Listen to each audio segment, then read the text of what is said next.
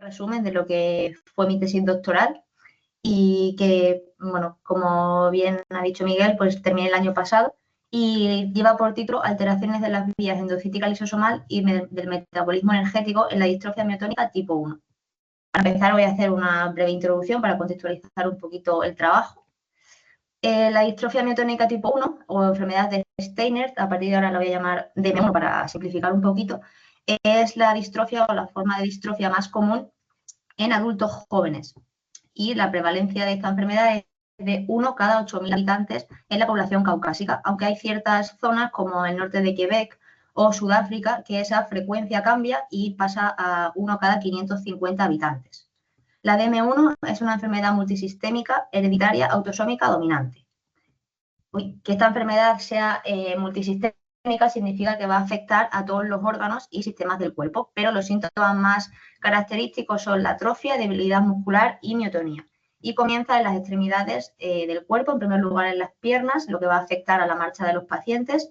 Seguidamente se va a extender a las extremidades superiores, a las manos, lo que va a afectar a la realización de cualquier tarea que requiera una destreza manual.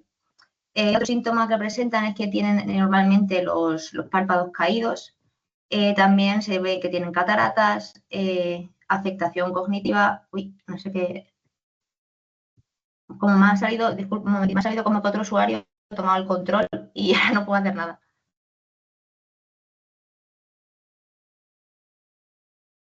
No puedo pasar nada. A ver.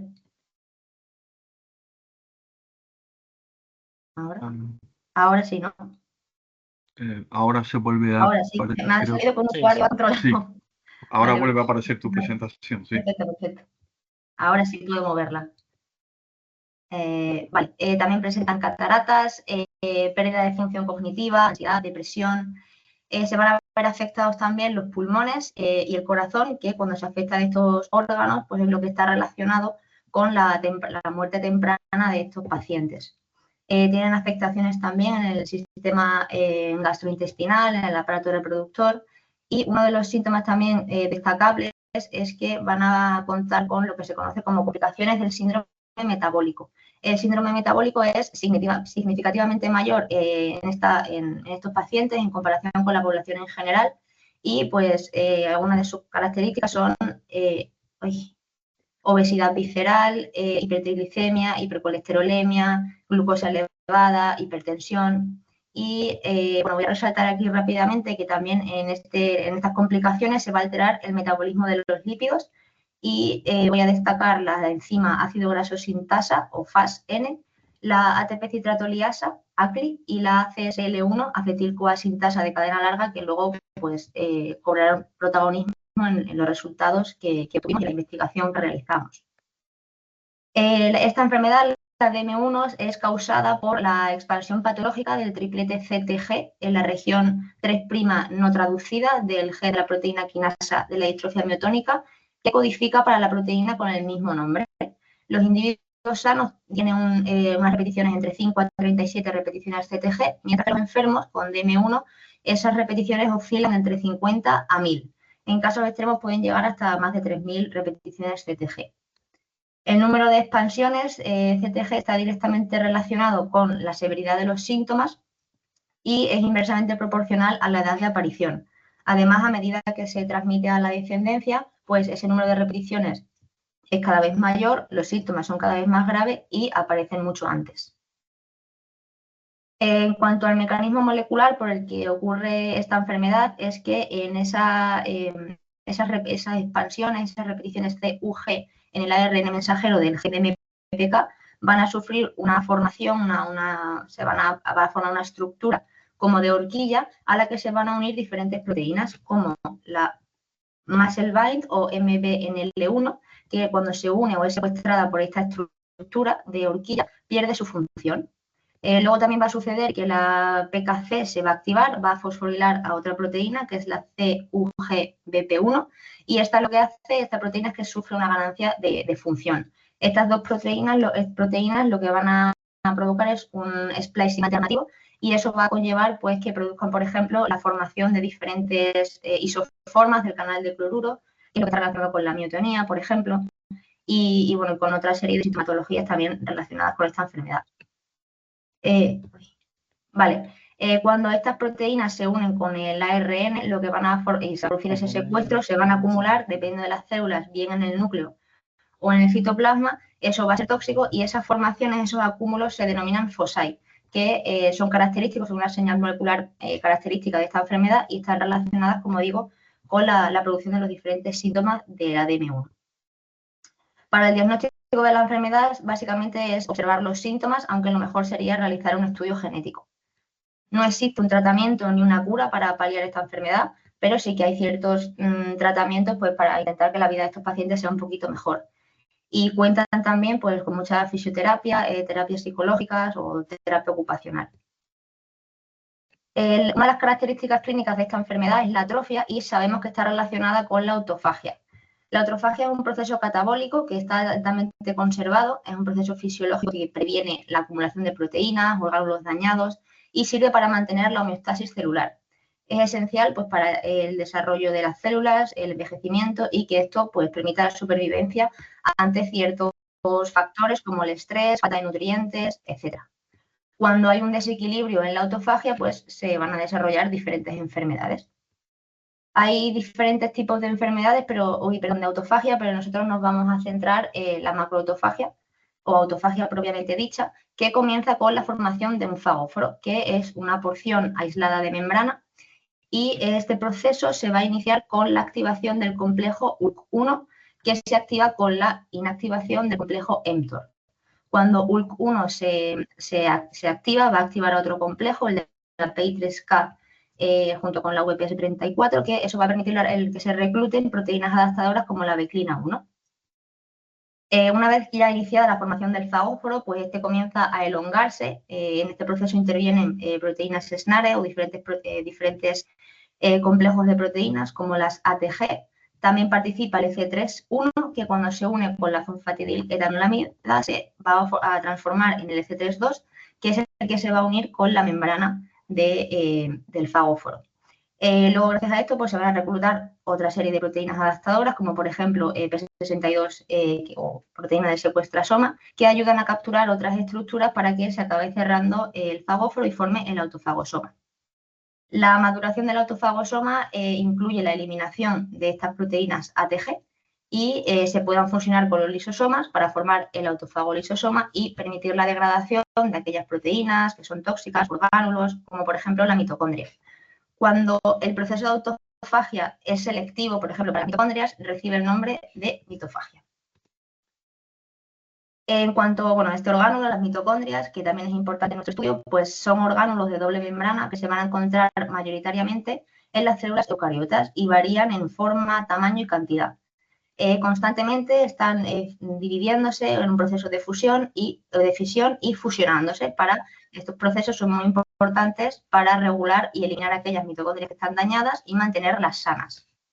Y esto permite pues, mantener esa integridad de las mitocondrias. Este orgánulo, además de proporcionar energía, pues va a participar en otras funciones como la gestión del calcio, la apoptosis, el crecimiento celular, la inflamación, etc. Como digo, estos orgánulos están continuamente dividiéndose y fusionándose para facilitar la integridad de las células y en los procesos de fisión pues, participan proteínas como por ejemplo DRP1. El proceso de fusión es importante porque es previo a la eliminación de mitocondrias dañadas y sin embargo el de fusión es necesario para mantener la biogénesis y la dinámica mitocondrial y participan pues, mitofusina 1 y 2, OPA1 y como digo pues es necesario que exista un equilibrio entre estos dos y un potencial de membrana positivo. Cuando, sin embargo, tenemos una mitocondria que está dañada, pues se daña, pues se produce una despolarización de la membrana, pues se va a acumular en la membrana la proteína PINK1 porque no va a poder ser transportada por los translocadores TOM20 y PIN23. Cuando eso ocurre, PINK1 se fosforila y va a reclutar a parquina. Parquina también se va a fosforilar y se va a producir la ubiquitinación de otras proteínas como VDAC y la mitofusina 1. Y eso va a permitir que esas otras proteínas adaptadoras, como P62 que hemos hablado antes y optineurina, las puedan reconocer y puedan ser eliminadas a través del autofagosoma en el proceso de mitofagia. Como digo, pues esta mitofagia es un proceso que está altamente conservado y es necesario para mantener el número adecuado de mitocondrias, que haya un equilibrio energético celular, y la manera por la que se eliminan esas mitocondrias en el proceso de fusión está principalmente regulado por parquina y PINK1, y en el de fusión, el de biogénesis y dinámica, pues participan en RF1, PGC1 alfa y TEFAM. Tanto la dinámica como la biogénesis y la mitocondria tienen que estar perfectamente regulados para mantener esa homeostasis celular y todas las funciones de la célula. En cuanto a la endocitosis, pues está estrechamente relacionada con la autofagia porque facilita la maduración de los endosomas hacia los lisosomas. Van a comenzar con los endosomas tempranos, van a pasar a los tardíos y finalmente a los lisosomas para que se produzca la degradación completa de proteínas, lípidos, receptores, etc. Tanto la autofagia como la endocitosis son procesos cruciales para la eliminación de todas sustancias que son dañinas y mantener la homeostasis de las células. Nosotros nos vamos a centrar en la vía del EGFR, que es el receptor del factor de crecimiento epidérmico humano, que es un receptor de membrana, y es un receptor tirosina quinasa, que cuando reconoce a su ligando y otras señales, pues se va a autofosforilar. Cuando esto ocurre, se internaliza en una vesícula endocítica y se activan diferentes vías, entre las que destacamos la de AKT y la de ERK. Cuando esto ocurre, pues ese receptor bien puede reciclarse hacia la membrana o seguir la vía de degradación hacia los lisosomas. Lo que va a ocurrir en primer lugar es que van a llegar a los endosomas tempranos que expresan early endosome y RAP5, de ahí pasan a los cuerpos multivesiculares, luego van a pasar al endosoma tardío que expresan LBPA y RAP7 y finalmente pues en este punto es bidireccional y puede volver a reciclarse a la membrana o bien puede llegar a los lisosomas y degradarse por completo. En cuanto a la hipótesis que nosotros nos propusimos en este trabajo era que, teniendo en cuenta que la distrofia miotónica tipo 1 se produce por una expansión de repeticiones CTG en el gen de MPK, pues eso puede provocar diferentes alteraciones. Como sabemos, en la DM1 está afectado el metabolismo de los lípidos, entre otras muchas alteraciones. Entonces, planteamos que esas alteraciones en el metabolismo lipídico en pacientes pues, podría afectar la composición de las membranas celulares y pues, todos los compartimentos. Entonces, este sistema endocítico lisosomal, que es crucial para la degradación de proteínas, lípidos y organelos, pues mayoritariamente pues, podrían estar dañados, así como el reciclaje del colesterol. Y eso a su vez podría generar estrés mitocondrial, disfunción mitocondrial y contribuir a la muerte y alterar a otros muchos procesos. Los objetivos que nosotros nos planteamos atendiendo a esta hipótesis fueron, en primer lugar, evaluar los procesos de degradación celular, como la autofagia y la degradación selectiva de mitocondrias en células de M1, investigar el tráfico endocítico lisosomal del receptor EGFR en las células de M1 y, finalmente, analizar las alteraciones metabólicas en las células de M1 en respuesta a la disfunción mitocondrial. Los materiales y métodos que llevamos a cabo, principalmente utilizamos fibroblastos humanos que fueron cedidos amablemente por el doctor Adolfo López de Munaín desde el hospital de Donostia, en San Sebastián, y teníamos 3 líneas de controles, es decir, de individuos sanos, y 3 líneas de pacientes con DM1, cada una de ellas con diferentes repeticiones CTG, 833, 333 y 500. Y luego también utilizamos otro modelo celular que fueron las HEPG2 o células de hepatocarcinoma humano, que es un muy buen modelo para estudiar el metabolismo de los lípidos. Para ello, bueno, lo que hicimos fue transfectar estas células con 3 plásmidos, pcDNA, que es un plásmido vacío como control negativo, DT12, que tenía 12 repeticiones CTG para simular la condición de individuo sano, y DT960, que tenía 960 repeticiones CTG para simular la condición de enfermo. Ya metiéndonos ya de lleno en los resultados, lo primero que hicimos pues, fue evaluar la autofagia. Y para ello tratamos las células con rapamicina y con bafilomicina durante 2 horas. La rapamicina es un inductor de la autofagia que promueve la formación de los autofagosomas a través de la inhibición de mTOR. Y luego la bafilomicina es un bloqueante de la autofagia que lo que hace es alterar el pH lisosomal y provoca la acumulación del F3 y de otras proteínas como por ejemplo, otras proteínas como P62. Podemos observar en nuestros resultados que la rapamicina aumenta los niveles de LF3 tanto en controles como en DM1 y además disminuye la fosforilación de S6, que es un substrato de la vía mTOR. Pero sin embargo, pues no observamos diferencias significativas entre el grupo control y DM1. Luego, con bacilomicina también aumenta significativamente los niveles de LF3 y aquí sí que vemos que hay mayor niveles en DM1 en comparación con los controles.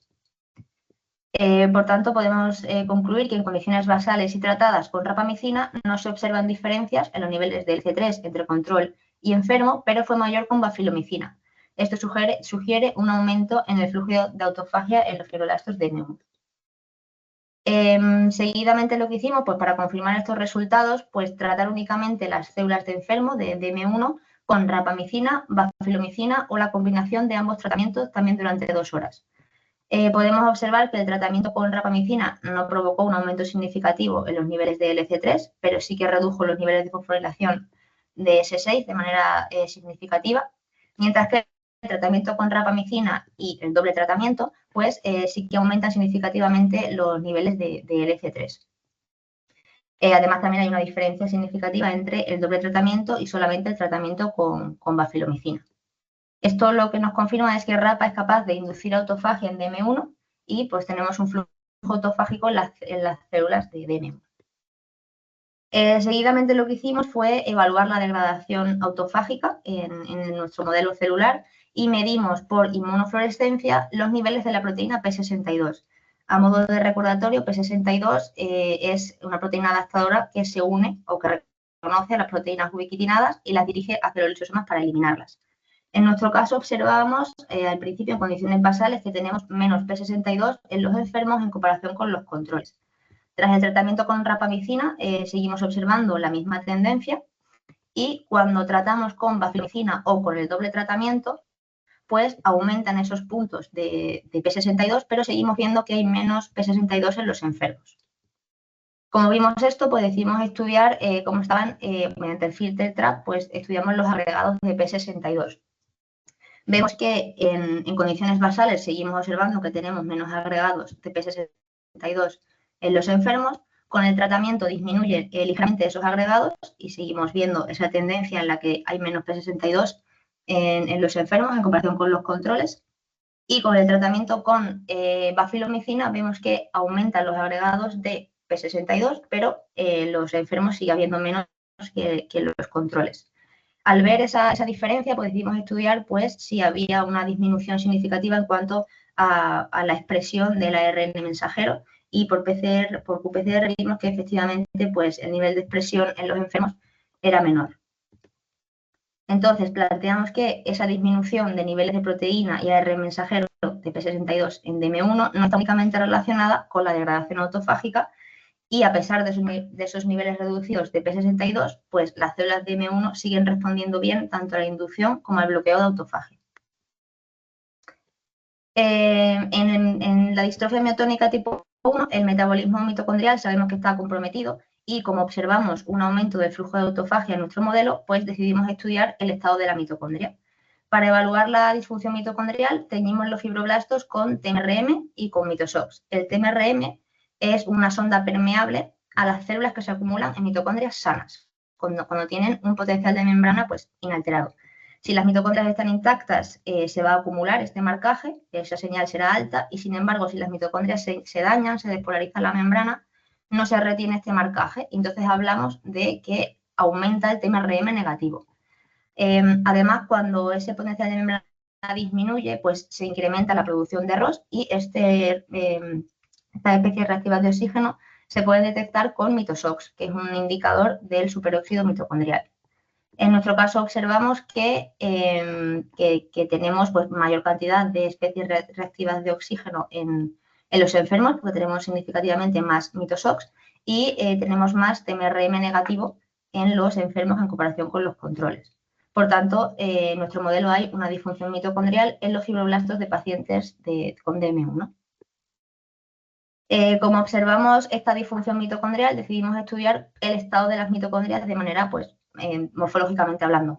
Entonces, para ello marcamos las células con TOM20 y observamos que hay una mayor fragmentación de las mitocondrias y además vemos que el marcador de TOM20 ocupa menos área en los enfermos, en células de DM1. Por tanto, se ve que hay daño mitocondrial en las células de DM1 en comparación con los controles. Sabemos que, como ya he mencionado previamente, que esa fragmentación de las mitocondrias que están dañadas, pues está acompañada de un proceso de fisión que es el que precede a la mitofagia. Y en este proceso participa la proteína DRP1, que es una proteína citosólica que cuando se requiere para que se produzca el proceso de fisión, se recluta hacia la membrana mitocondrial. Entonces, lo que hicimos en primer lugar fue ver si DRP1 y TOM20 colocalizaban. Observamos que efectivamente hay una mayor colocalización en DM1 con el coeficiente de Pearson y del mismo modo estos resultados los corroboramos con una extracción mitocondrial donde vemos que hay mayor DRP1 en la parte mitocondrial. Esto significa que tenemos un incremento de la fisión mitocondrial. Pero a pesar de ver este incremento de fisión, podemos ver que en el Western blot hay más niveles de TIM23 en los fibroblastos de DM1. Entonces, esto nos llevó a pensar que quizá estuviese ocurriendo una eliminación parcial de las mitocondrias o que estuviese ocurriendo pues, una biogénesis mitocondrial. Sabemos que la función mitocondrial está regulada por la coordinación de la biogénesis, la dinámica mitocondrial y la mitofagia, como he dicho antes. Y al ver esos aumentos de TIM23, a pesar de que teníamos también un aumento en la fisión mitocondrial, nos preguntábamos si podría estar ocurriendo pues, un proceso de biogénesis o una eliminación incompleta. Por ello, lo que hicimos fue tratar a las células con CCCP, que es un inductor de mitofagia, y durante 4 horas, bueno, y luego lo alargamos a 24. Por citometría de flujo utilizamos el marcador MitoTracker Green, que es un marcador que no depende del potencial de membrana, y lo que vemos es la masa mitocondrial. Vemos que a condiciones basales tenemos más masa mitocondrial en las células de DM1 y que cuando tratamos con el inductor de mitofagia disminuye en tanto controles como en DM1, disminuye la masa mitocondrial, pero seguimos teniendo más MitoTracker Green en los enfermos. Y como he dicho, decidimos alargar el tratamiento 24 horas y observamos que lo mismo, que en condiciones basales teníamos más MitoTracker Green y que cuando tratábamos, pues la tendencia era la misma que con 4 horas. Por tanto, concluíamos que la mayor masa mitocondrial en las células de M1 está relacionada con la biogénesis mitocondrial a pesar del estrés oxidativo y la reducción del potencial de membrana. Como hemos dicho, el sistema endocítico lisosomal juega un papel muy importante en la degradación de proteínas, lípidos y orgánulos dañados. Y como teníamos una eliminación parcial de las mitocondrias, pues quisimos estudiar si la vía endocítica pues, estaba también alterada y está relacionada con esto. La endocitosis es un proceso que abarca una red muy compleja de compartimentos de membrana que clasifican y distribuyen hacia otros compartimentos o bien acaban degradando diferentes sustancias a través de los lisosomas. En primer lugar, el cargo, así llamado también de recordatorio, el cargo se dirige a los endosomas tempranos, que luego va a los tardíos y de ahí a los lisosomas donde se degrada. Para entender la degradación en los fibroblastos, nosotros lo que hicimos fue caracterizar esta vía desde el principio, primero los endosomas tempranos en los que por Western blot vimos que no había diferencias significativas entre control y DM1. El riendosoma es un sustrato de RAF5. Pero, sin embargo, por inmunofluorescencia sí que vemos que hay dos subpoblaciones, una población perinuclear y una distal, y que esa población perinuclear eran los endosomas mucho más grandes que en los enfermos que en los controles. Además, ocupaban el número de vesículas early endosome positivas ocupaban mucho más áreas en los enfermos que en los controles. Además, estos resultados se corroboran con la microscopía electrónica, en la que vemos que los endosomas son mucho más grandes en enfermos que en control. Luego, la maduración de los endosomas tempranos a los tardíos se produce por la conversión de RAF5 a RAF7. Entonces, el siguiente paso que hicimos fue estudiar cómo estaban los endosomas tardíos mirando los niveles de RAF7. Por Western blot no vemos diferencias entre control y DM1, pero por inmunofluorescencia sí que vemos que hay más números de vesículas LBPA positivas. Por tanto, la morfología de los endosomas en los pacientes de M1 es diferente a los controles y ya que presentan esos endosomas agrandados. Como observamos que esos endosomas estaban agrandados, pues pensamos en la posibilidad de que no fuesen funcionales y pudiesen estar dañados.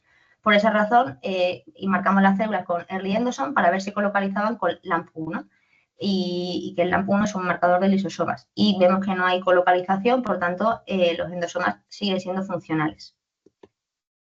Finalmente, ya el último paso de esta vía sería el estudio de los lisosomas, que son orgánulos ácidos que van a degradar pues, todo el material. En ese trabajo estudiamos LAMP1 y LAMP2, que son proteínas asociadas a la membrana de los lisosomas.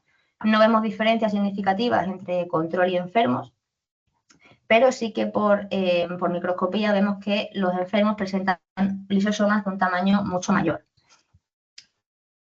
El área de LAMP1 los enfermos ocupa mucho mayor área y luego seguidamente, pues atendiendo a todo esto, tenemos las células con Lisotracker Red, que es una sonda que se acumula en vesículas ácidas, como los lisosomas en este caso, y comprobamos pues que hay más cantidad en los enfermos, en las vesículas de los enfermos que en los controles.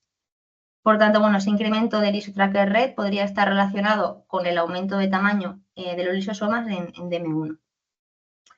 Además, bueno, sabemos que los lisosomas están llenos de hidrolasas, que son enzimas que se activan en medio ácido y que son esenciales para que degraden todo el material durante la endocitosis y la autofagia. En nuestro modelo también analizamos las diferentes isoformas de estas enzimas y concretamente pues, de las diferentes isoformas de catepsinas. Vemos que no hay diferencia significativa en ninguna de ellas entre control y enfermos, ni en la catepsina D, B, C, L, ni la D. Y luego cuando hacemos el ratio entre las isoformas maduras y las inmaduras, pues tampoco vemos ninguna diferencia significativa. En el estudio de las actividades, cuando estudiamos la actividad de la catepsina B y de la beta-glucosaminidasa, tampoco vemos diferencia entre los grupos, pero sin embargo, cuando analizamos la actividad de la N-acetilglucosaminidasa y de la catepsina D, sí que vemos un incremento significativo de estas actividades, en el caso de la catepsina D, porque en la de la N-acetilglucosaminidasa no es significativo, pero pasa. Por tanto, nuestros datos indican que los fibroblastos de pacientes con DM1 presentan lisosomas mucho más grandes y un incremento significativo en la actividad de la catepsina D, lo que sugiere que los lisosomas pues, son funcionalmente activos. Para evaluar la vía endocítica de las células DM1, las cuales, como hemos visto, presentaban endosomas y lisosomas agrandados, pues decidimos incubar los fibroblastos con el ligando EGF conjugado con un marcador que se llama Alexa 555 durante 30 minutos en hielo. Posteriormente lo que hicimos fue ir siguiendo la evaluación endocítica de este marcaje mediante inmunofluorescencia y lo medimos a diferentes tiempos. En el tiempo cero, la unión del EGF del ligando con el fluorocromo con su receptor fue menor en DM1 en comparación con los controles. Luego incubamos los fibroblastos a 37 grados y cuantificamos la cantidad de este ligando con el fluorocromo a diferentes tiempos, desde los 5 hasta 1 hora. Si consideramos que el porcentaje de unión a tiempo cero es un 100%, tanto en controles como en DM1, luego seguidamente lo que observamos fue un aumento de las vesículas a tiempo 10 minutos en los controles y en 20 minutos en los enfermos. Luego vemos que la cantidad de LGF endocitado pues, comienza a disminuir en ambos grupos, pero vemos que hay un retraso de degradación en los enfermos en comparación con los controles y que esos niveles se igualan cuando pasa 1 hora. Bueno, por tanto, esos resultados pues, nos dicen que hay una disminución, en primer lugar, a tiempo cero en la unión del EGF con su receptor, seguida de un retardo en el tráfico y la degradación del mismo durante los primeros 20-30 minutos. Por tanto, bueno, para corroborar este defecto en el tráfico endocítico que habíamos observado, pues evaluamos los niveles del receptor mediante Western blot. Del mismo modo, estimulamos a las células en un medio sin suero con el ligando durante diferentes tiempos, 15, 30 y 60 minutos. Y considerando que a tiempo cero tenemos el 100% de los receptores, luego podemos ver que en 15 minutos disminuyen los niveles de ese receptor pero sigue habiendo pues, una diferencia entre los controles y los enfermos. Esa degradación sigue siendo más lenta en DM1 que las células control a tiempo 15 minutos. Luego ya a 60 minutos podemos ver que más o menos tienden a igualarse. Por tanto, hay un retraso en la degradación del EGFR estimulado por su ligando las células DM1 en los primeros 30 minutos. Tal y como hemos dicho en la introducción, el ligando EGF, cuando llega, va a ser reconocido por el receptor EGFR y se van a activar diferentes vías de señalización, las de AKT y la de ERK, como ya hemos dicho. Eso va a provocar la autofosforilación y la internalización de este receptor. Entonces, para saber si esta vía de señalización del EGFR estaba activada, debido a ese retraso que vimos, pues marcamos las células otra vez, las estimulamos con su ligando y estudiamos estas vías. Vimos que a los 20 minutos la fosforilación de AKT y de ERK aumentan significativamente tanto en los controles como en los enfermos y, sin embargo, ese incremento se redujo notablemente a los 60 minutos, lo que sugiere que tras esa fosforilación pues se va a producir una fase de decaimiento que es simplemente una atenuación de la señalización del receptor. Cabe destacar que a pesar de la disminución que habíamos visto de la unión del ligando al receptor a tiempo cero, pues estas vías de AKT y de ERK sí que se siguen activando. Entonces, pues el EGFR activado por el ligando es capaz de señalizar desde los endosomas y ese retraso en el tráfico no afecta a las vías de AKT y de ERK en los enfermos. Para determinar si el EGFR estimulado por su ligando se dirige hacia los lisosomas, las células en ese medio sin suero y tratadas con el EGF, con el ligando, pues fueron comarcadas con EGFR y LAMP1. Y lo que observamos es una distribución perinuclear del EGFR en las células DM1 en condiciones basales, que eso es lo que nos puede explicar, al menos en parte, esa baja unión del EGF con su receptor a tiempo cero en los enfermos. Y esa distribución se mantuvo después de tratar con el EGF, seguimos viendo esa distribución. En concordancia con esa distribución, la intensidad de fluorescencia del receptor disminuyó significativamente tras el tratamiento con el ligando. Y luego, al evaluar la colocalización entre GFR y LAMP1, pues utilizando el coeficiente de Pearson, vemos que hay una diferencia significativa entre control y DM1 en condiciones basales y que luego, pues con el tratamiento, se igualan ambos coeficientes. Por tanto, concluimos que el EGFR es transportado hacia los lisosomas. Para comprobar que efectivamente el EGFR se degrada en los lisosomas, pues las células en starvation, en un medio sin suero, pues fueron pretratadas durante 1 hora con bafilomicina y luego se estimularon con su ligando EGF.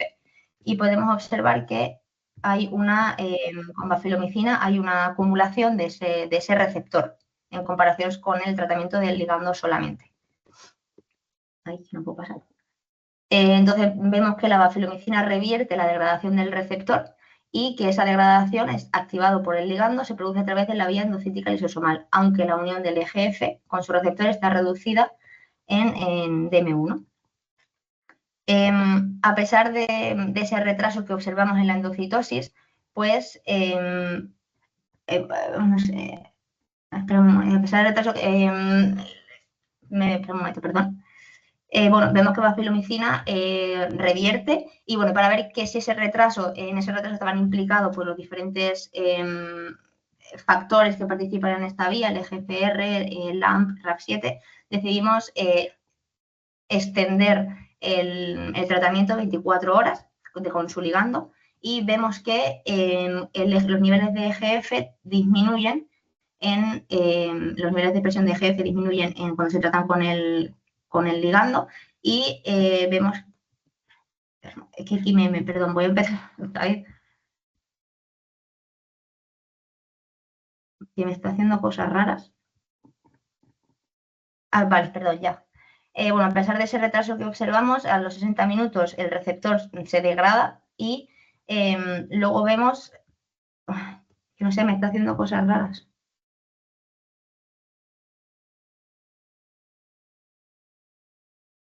¿Vosotros lo veis bien?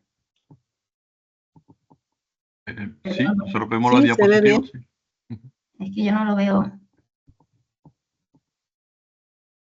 ¿Qué es lo que no ves? Ya está. Que me estaba haciendo... Es que me estaba perdiendo porque me estaba haciendo la pantalla moviendo. Ya. Ahora vale, recapitulo, vuelvo a decir que la filomicina hemos dicho que revierte la degradación, y lo siguiente que hicimos para comprobar si ese delay se debía a los diferentes marcadores endosomales de LAMP1, RAP5, etcétera, que los he mencionado, extendimos el tratamiento con el ligando 24 horas.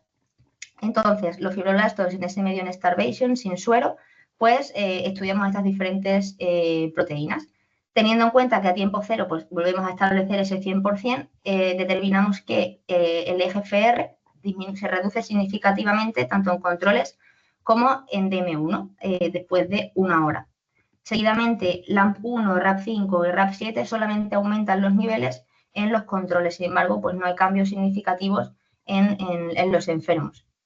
El hecho de que no veamos esos cambios en los marcadores endosomales en el grupo de los enfermos tras 24 horas, sí que podría estar relacionado con ese retraso en el tráfico del EGFR.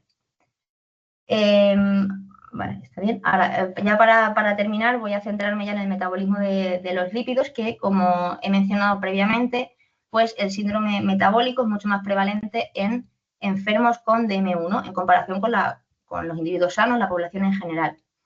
Entonces, nosotros nos vamos a centrar como dentro de este síndrome metabólico hay alteraciones en el metabolismo lipídico, que van a incluir pues esos hipercolesterolemia, hipertriglicemia, entre otros muchos síntomas.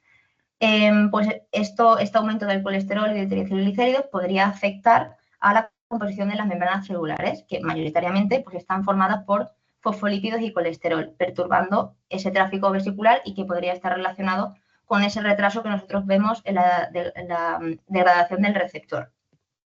Entonces, como he dicho, que iban a tener protagonismo estas enzimas que he mencionado en la introducción, pues en primer lugar, nosotros lo que hicimos fue estudiar los niveles de FAS, que vemos que hay mayores niveles de FAS en los enfermos en comparación con los controles. Eso nos sugiere que hay una mayor síntesis de ácidos grasos.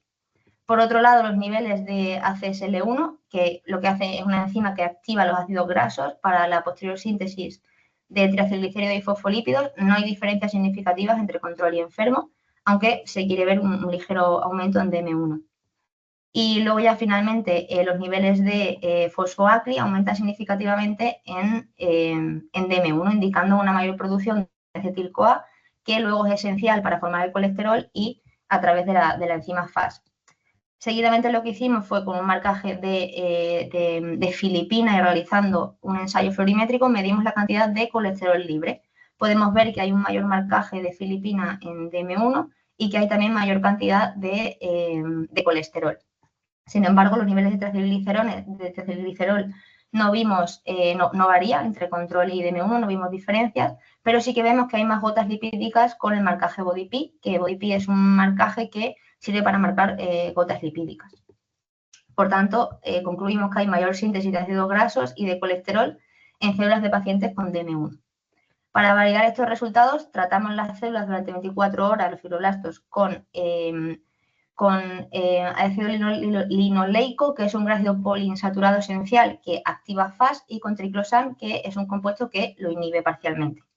En condiciones basales vemos que hay mayor FAS, niveles de FAS en los enfermos en comparación con los controles. Y luego, tanto la inhibición con el triclosan como la inducción con el ácido linoleico, pues aumentan los niveles de FAS en los controles, pero en cuanto con las células con DM1, el triclosan no modifica los niveles de FAS, pero sí que vemos una reducción en el FAS cuando es inducido o tratado con ácido linoleico. Entonces nos llevó a pensar que quizá lo que estuviese pasando es que esas células de DM1 ejercen una retroalimentación negativa sobre FAS cuando se trata con ácido linoleico, debido a la cantidad que ya existe de ácidos grasos sintetizados.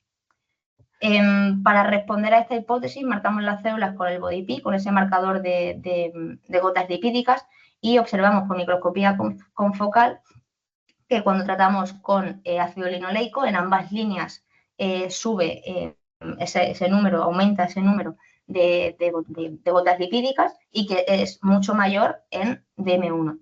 Sin embargo, no observamos ninguna modulación cuando inhibimos con triclosan.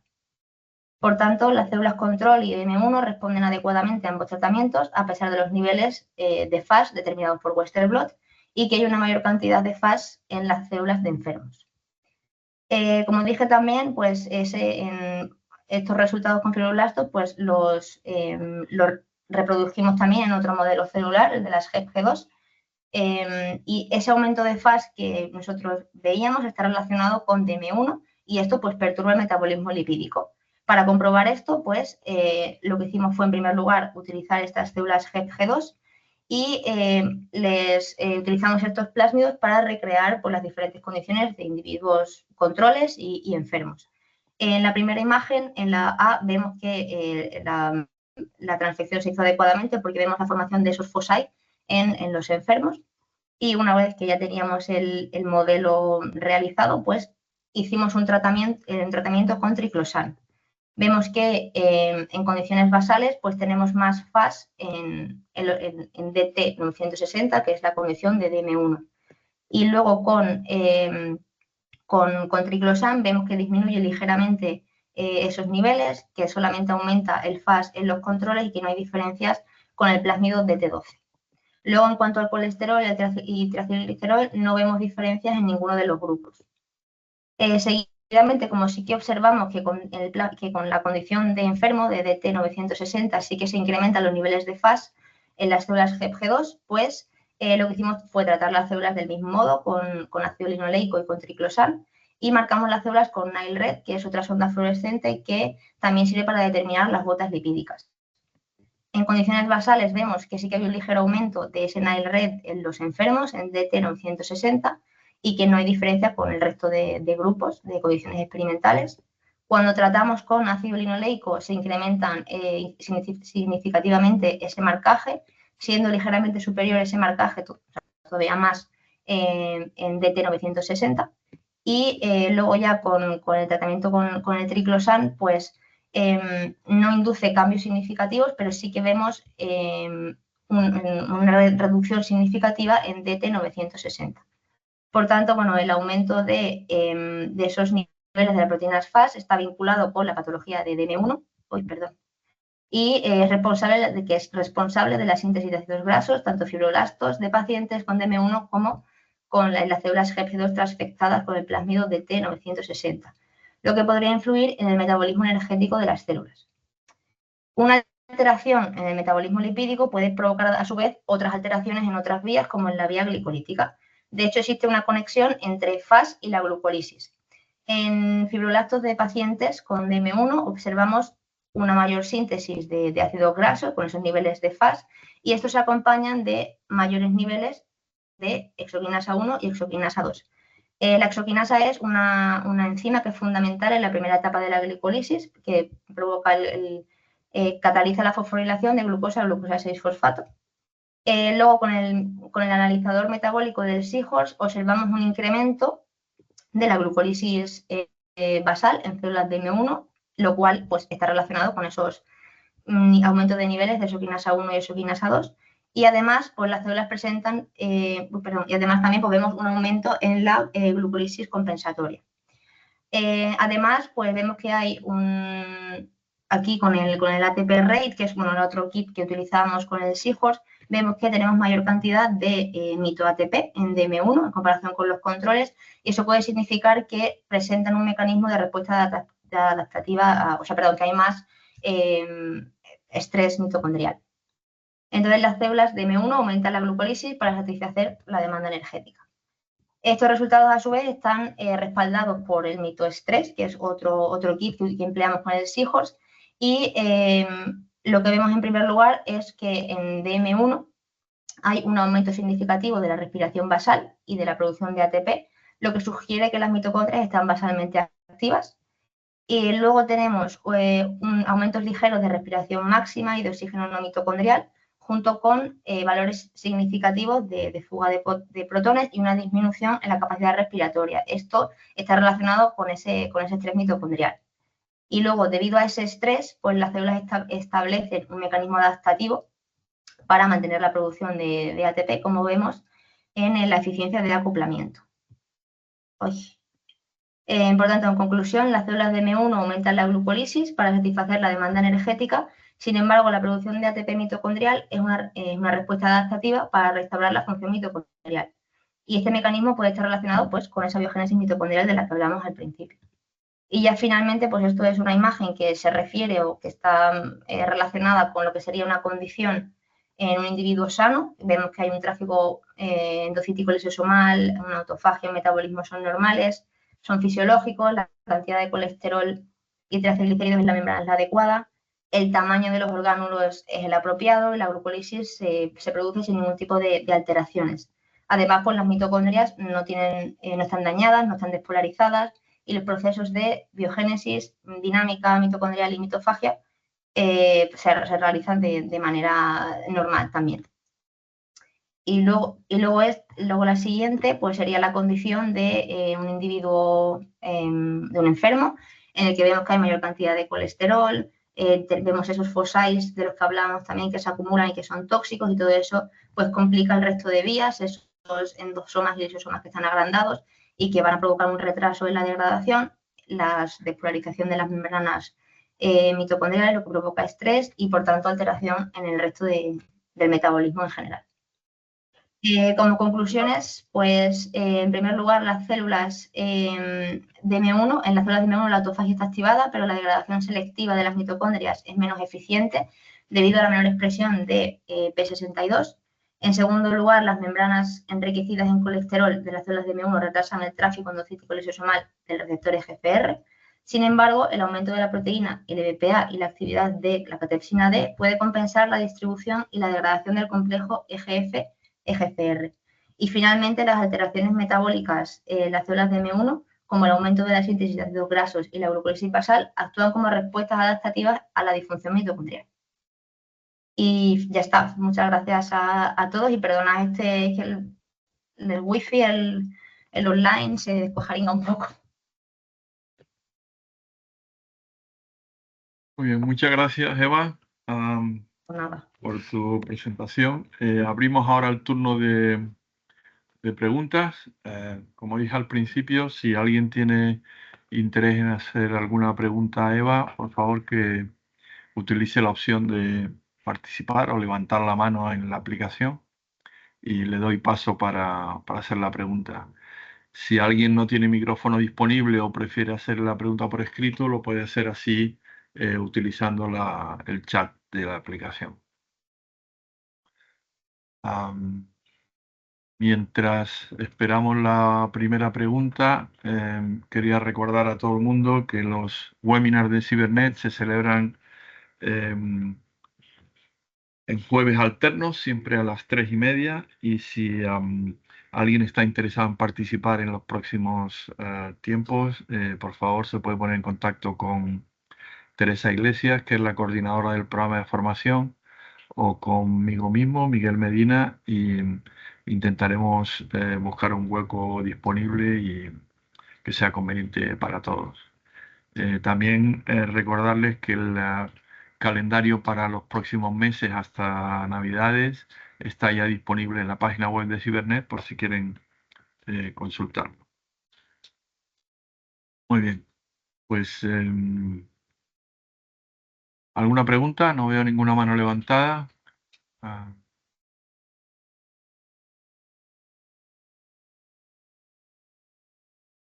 Tampoco parece que llegue nada a través del chat.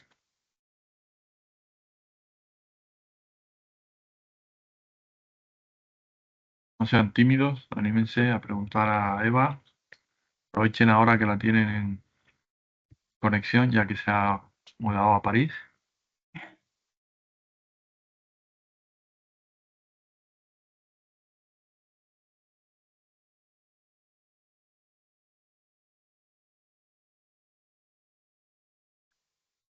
¿No hay preguntas?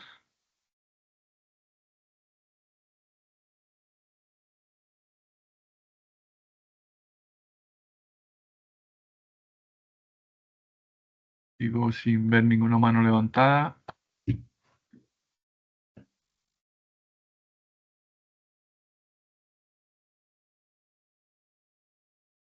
tampoco llega nada por escrito a través del chat.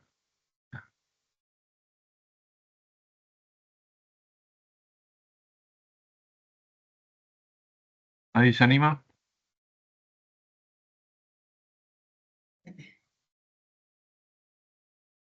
Bueno, parece que hemos vuelto del verano un poco Bueno, tampoco pasa nada.